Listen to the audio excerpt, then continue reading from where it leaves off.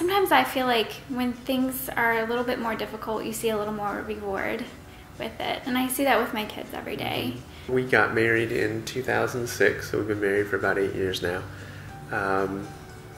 As soon as we got married, I started law school, so I was in school for the first couple years that we were married.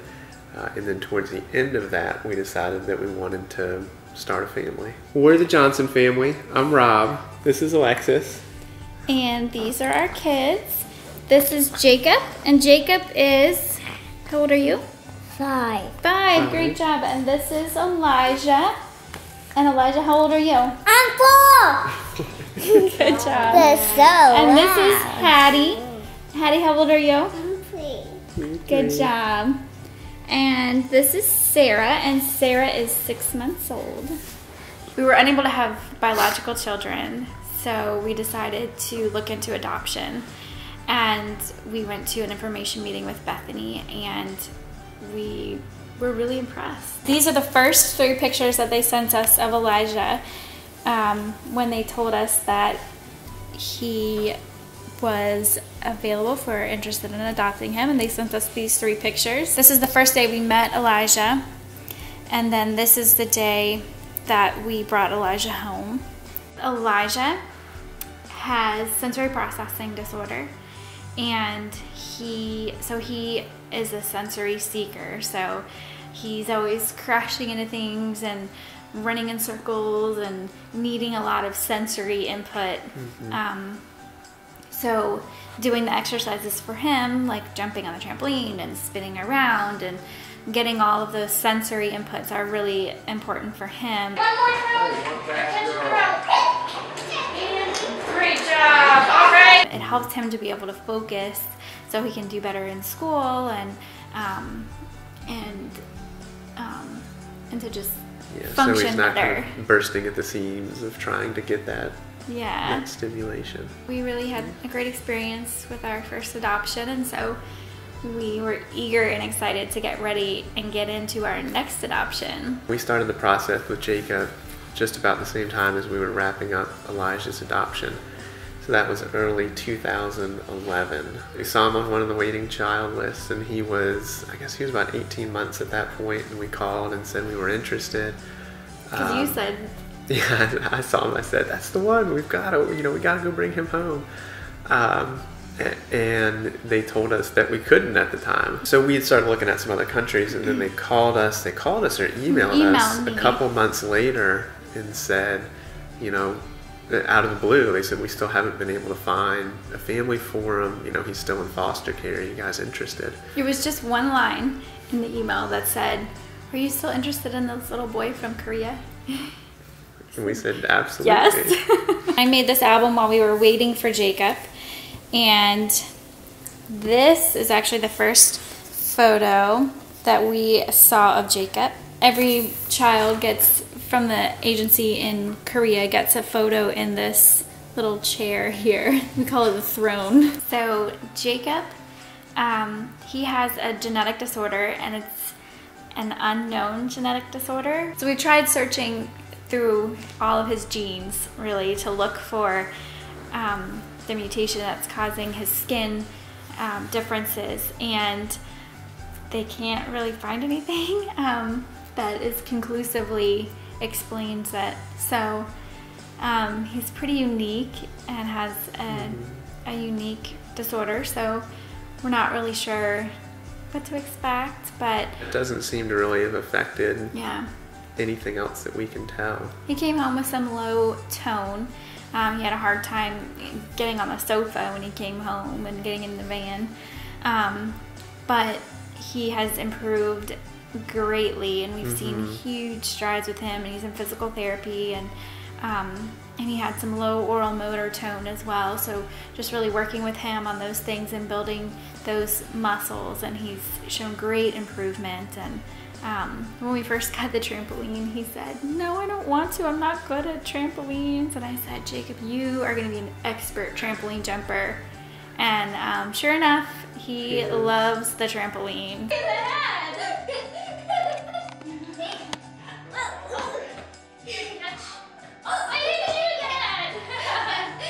we were still about 3 months out from bringing Jacob home. Right.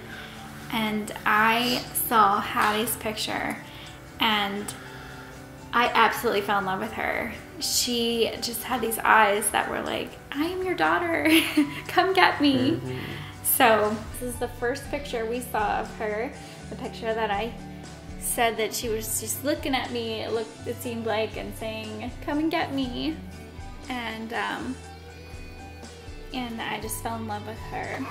And the moment they placed Hattie into our laps, it was all over. Yeah, she's just as sweet as can be. She melted our hearts. She just bounced into our lives with so much joy, and joy is really the only, like, the best way to describe how she is. She's just always happy, always smiling, always laughing. I mean, she has her bad days like everybody else, but she is just a joyful child. Hattie has spina bifida, and she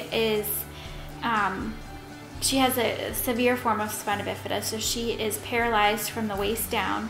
She has no feeling or sensation in her legs. These are her AFOs. They're ankle-foot orthotics, so they keep her foot at this angle so that her feet don't droop down and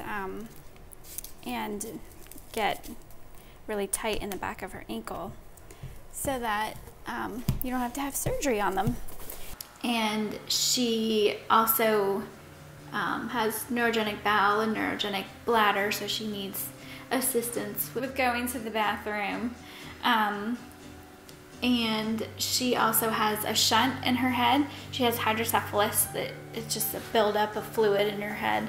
And most kids with spina bifida have it. So the shunt just drains the fluids out of her head and into her abdomen, where it just gets reabsorbed. The exercises help her build muscle strength so that she can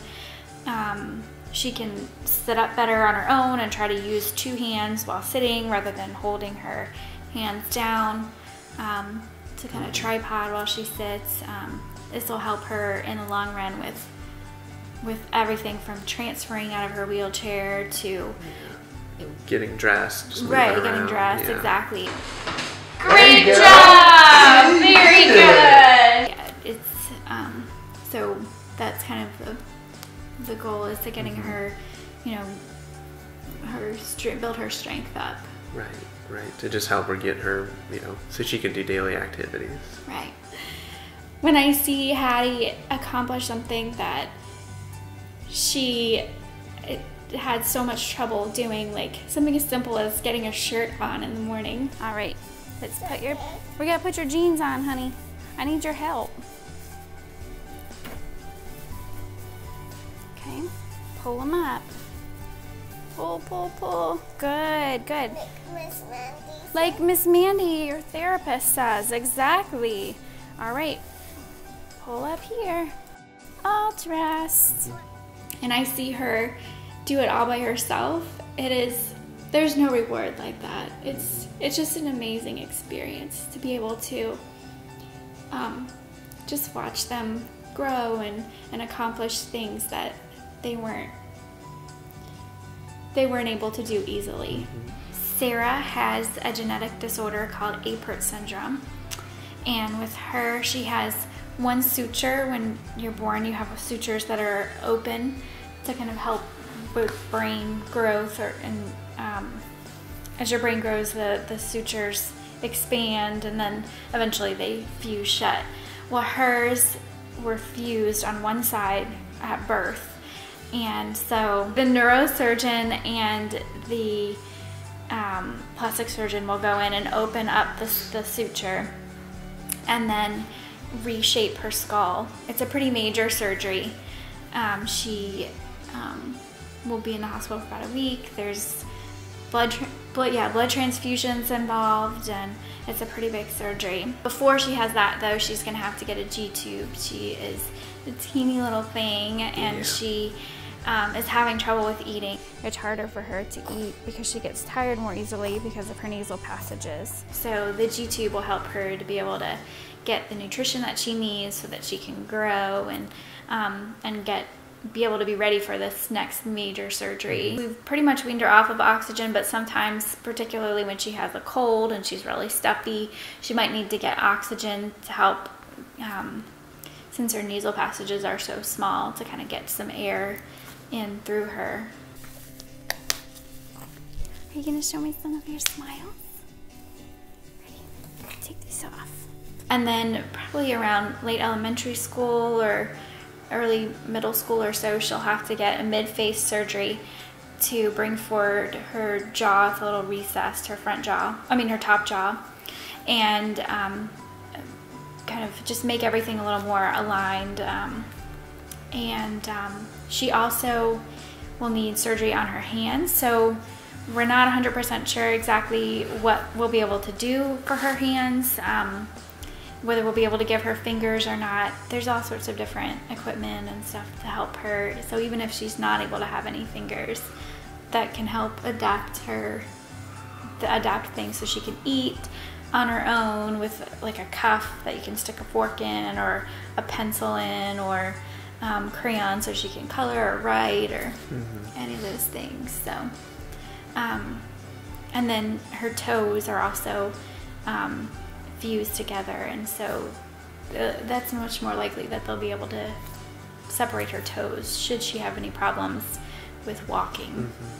I knew a lady when I was growing up who was a foster family with Bethany, and she would take the babies and keep them for a little while and take care of them while birth parents were making a decision, or for whatever reason they needed to be in care for a short amount of time before they went to an adoptive family. I was in middle school when she first started doing that, and so that was my first experience with Bethany. And that was really how we found out about it, how we really, knew the name and kind of knew of them already.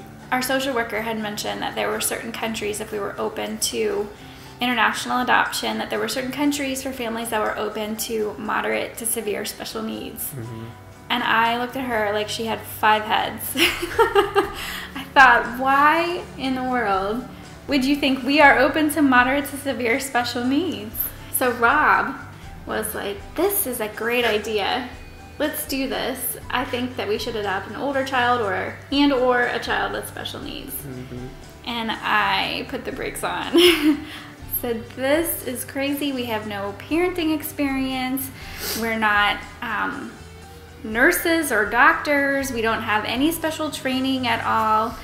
Why would we think that we are capable, or even that we should adopt a child with special needs or a child that's older? They're going to need people to adopt them that have training or have experience. And so I said no, that I wasn't open to that.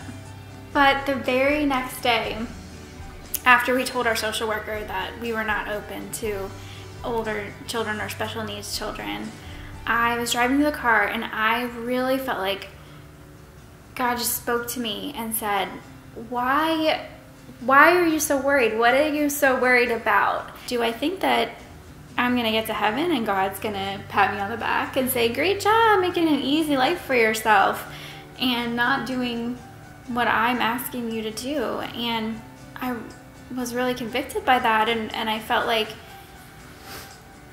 God was calling us to do something that was really difficult and that we knew was going to be hard, but that He was going to be there to help us, and we were gonna make it, and it was gonna be an adventure for sure. And that's really sort of our mindset now is, the reason for adoption, the reason that we've adopted these kids is because they do need families. We really feel like adoption is about finding a family for a child that really needs one, and not about finding a child for a family that really wants one.